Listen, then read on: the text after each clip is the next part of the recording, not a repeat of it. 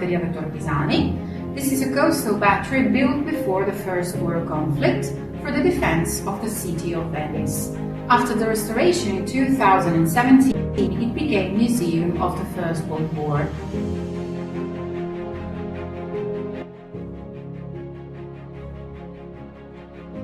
Shell-shocked veterans. Who were they? Psychological illnesses of the soldiers of the Great War.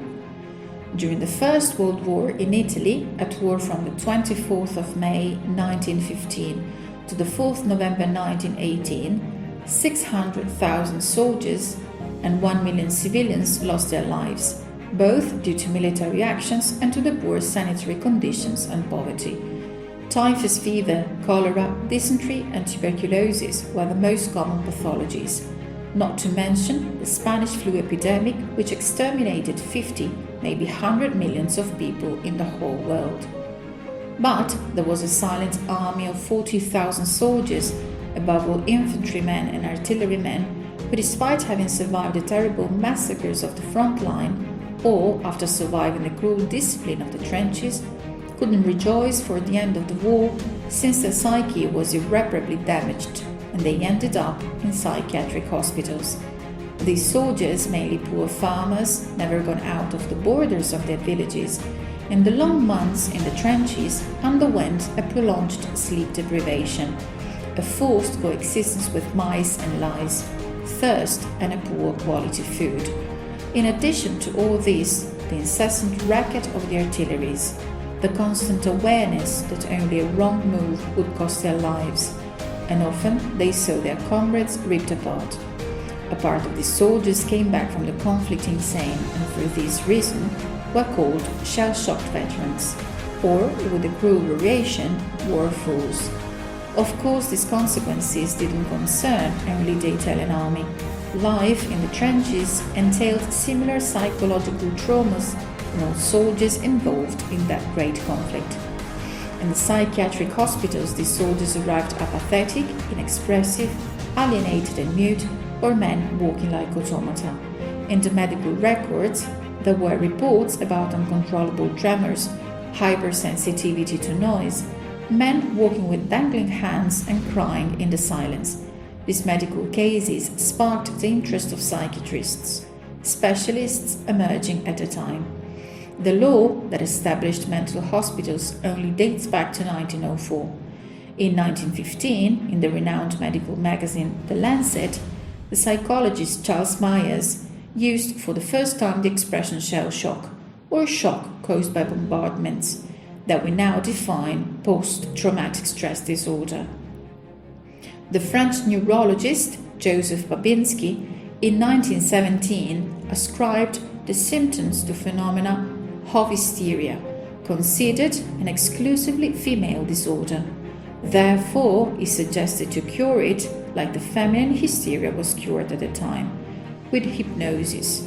In fact, the treatments worked some time, in the sense that symptoms disappeared or decreased.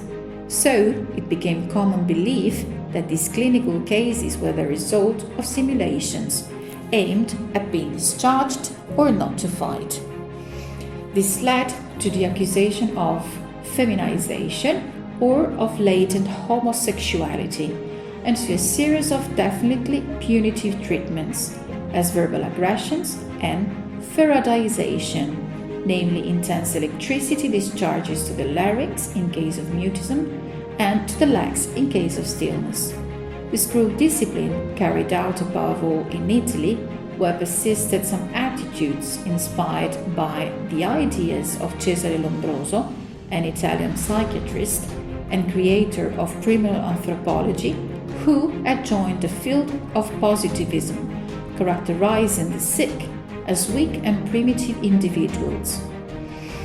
Moreover, in a country where the conscription was compulsory, they didn't want to blame the war for psychic inconvenience. It was surely better to assert the conflict contributed to reveal deviances or degenerations on individuals already predisposed. But already in the second year of war, the positivist medical theory that wanted to divide the society into good and bad, healthy and sick, basing on the reactions of life in the trenches, started to waver. First of all, because it was clear that war was the main cause of the great part of the observed illnesses, even on non-predisposed individuals. Secondly, because removing and declaring unfit for the war all the soldiers who suffered from shell shock entailed leaving the first line undefended, the constant request of men to replace the wounded, forced to lower the threshold of physical and mental criteria of the medical selection.